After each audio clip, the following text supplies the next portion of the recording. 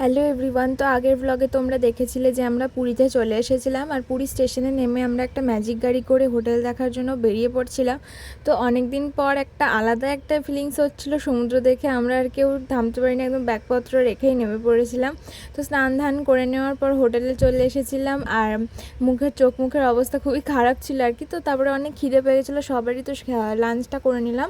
ডাল, আলু পোস্ত, পাঁপড় ভাজা এসবই ছিল। আর এটা হচ্ছে হোটেলের মানে ছাদ থেকে ভিউটা আর কি, দারুণ লাগছিলো। আমি তো অনেকক্ষণ বসে এখানে সময় কাটিয়েছি। তারপরে বিকালবেলা রেডি হয়ে বেরিয়ে পড়লাম। আর হোটেলের সামনের এই ফুলগুলো দেখো কি সুন্দর লাগছে, দারুণ লাগছিলো। তো আমরা এখন যাচ্ছি হচ্ছে জগন্নাথ মন্দিরে।